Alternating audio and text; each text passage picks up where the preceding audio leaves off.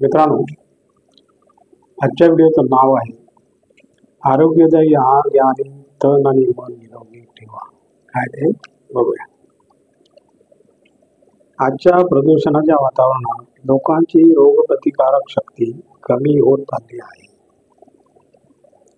पण निसर्गाने जिथे माणसाला आजार दिले आहेत तिथे त्यांच्याशी लढण्याची शक्ती पण प्रदान केलेली आहे. जुने लोक म्हणतात, आपला आहार योग्य आणि संतुलित असेल तर आपल्या आजूबाजूचा कोणताही आजार फिरकणार नाही. म्हणजे आरोग्यदायी खा आणि तन मन निरोगी ठेवा. काय ते बघा.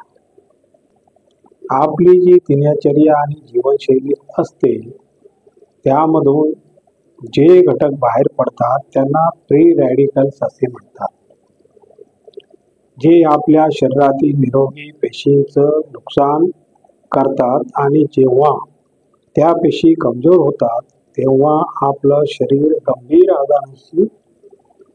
आजाराने घेरलं जातं. अँटीऑक्सिडंट्स आपल्या निरोगी पेशींना मजबूत करण्यास मदत करतात.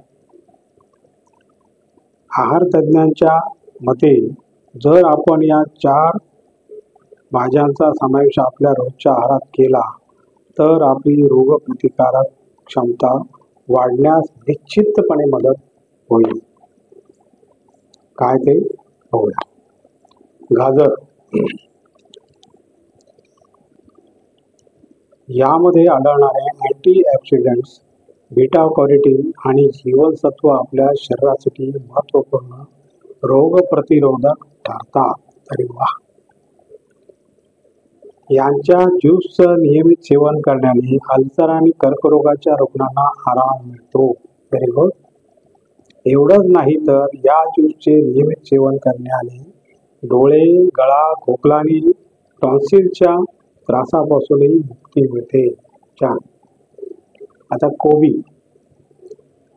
आपल्या पोटात होणाऱ्या अल्सरचा कारक बॅक्टेरियांना नाहीसं करण्यासाठी कोबी सर्वाधिक सहाय्यक ठरतो. पित्ताशय आणि छोट्या आतड्यात होणाऱ्या संसर्गास नाहीसे करण्यासाठी कोबीचे नियमित सेवन करायला हवे. Very good. आता लसूण. संशोधनाद्वारे हे सिद्ध होते की लसणामध्ये डायरिया, जुलाब, क्षयरोग, मधुमेह यासारख्या आजारांशी लढण्याची क्षमता आहे. सर्दी खोकल्यात याचे सेवन करण्याने अतिशय फायदा होतो. रक्त पातळ करण्यासाठी दररोज लसणाची 1 पाकळी सेवन करावी. त्यामुळे कोलेस्ट्रॉल कमी होते. टॅमॅटो. काय ते बघूया. यामध्ये बीटा कॅरोटीन व अ आणि क जीवनसत्व, फोलेट, पोटॅशियम बरोबर लाइकोपीन नावाचे अँटीऑक्सिडंट्स आढळते, जे कर्करोगासंबंधी आजारापासून शरीराचे रक्षण करते. अरे वा. याशिवाय सगळ्यात अधिक शक्तिशाली अँटीऑक्सिडंट्स आहेत, जे अनेक आजारापासून शरीराला लढण्याची शक्ती प्रदान करतात. Very good. आणि अशा प्रकारे मित्रांनो आजचा आपला व्हिडिओ संपलेला आहे.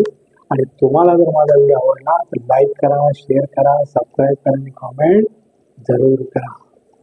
नमस्कार. जय हिंद.